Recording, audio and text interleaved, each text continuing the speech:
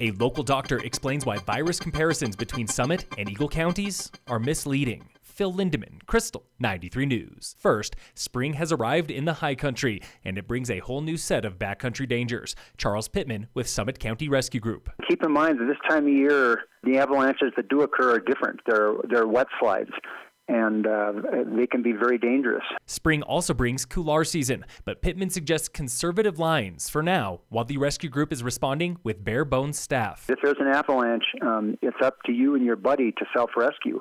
If you have to wait for us, it could be an extended wait. Pittman was out at Loveland Pass last weekend, talking with backcountry users, most of whom were in from out of town. His biggest concern? No beacons, shovels, or probes. I have my avalanche beacon on to receive to see how many people went in the backcountry, had a beacon, and I got one hit I was up there for probably a good 2.5 hours. Pittman expects another rush of skiers and riders at backcountry trailheads this weekend, especially Loveland, Mayflower Gulch, Spruce Creek, and Quandary. Inbounds uphill access remains closed county-wide, and local authorities will be out writing tickets for illegally parked cars. Yesterday, we asked Summit Community Care Clinic to address a rumor.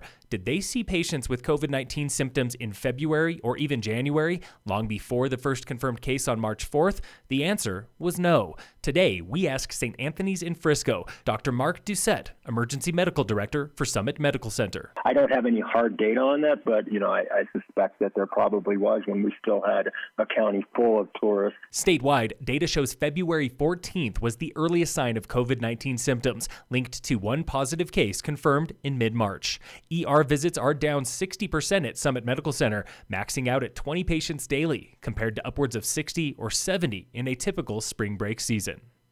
Town of Dillon is working hard on an economic relief package for local businesses, scheduled to go before Town Council next Tuesday, and town staff is now preparing for summer. New town manager Nathan Johnson. We are planning on opening the marina. We're actually going to have marina crews start ramping up work here in the next week or two. Johnson's first day on the job was March 9th, 5 days after COVID-19 came to Summit. He admits the learning curve has been steep, but he knows amenities like the marina and amphitheater are economic engines for the town. We're excited. We are optimistic about what the future holds. But more importantly, again, we want to get back to normalcy. So far, no concerts at the amphitheater have been canceled, but no new acts are coming on. A lot of these events, a lot of musicians right now are holding off on booking shows.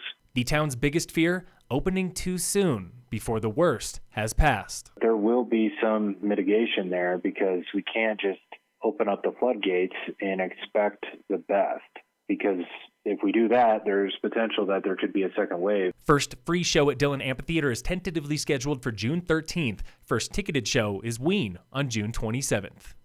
Summit County's new mobile testing program has screened more than 20 locals for COVID-19 at a cost of roughly $214 per test, roughly $9,000 per week, paid for by the county. Officials say 75% will be subsidized by the federal government through a FEMA reimbursement.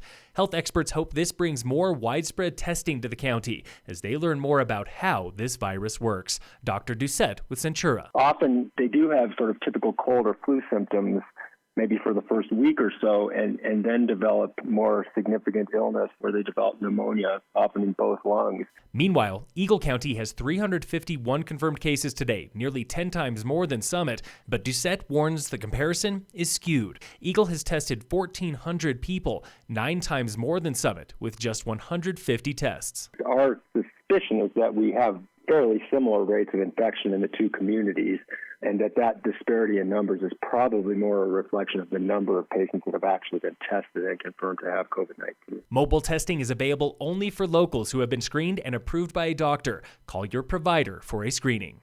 A reminder that Peak Health Alliance has extended the open enrollment period for newly jobless locals now in need of health insurance. Enrollment ends April 30th. Contact the FERC or visit peakhealthalliance.org to review plans and get coverage. In sports, NBA icons Kevin Garnett, Tim Duncan, and the late Kobe Bryant are headed to the National Basketball Hall of Fame. Bleacher Report and more claim the official announcement is coming tomorrow. The induction ceremony is late August.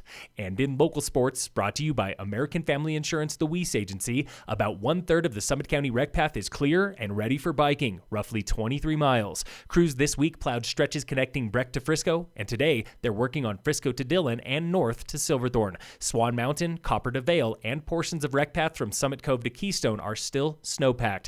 Watch for ice, especially under bridges. Phil Lindemann, Krystal, 93 News.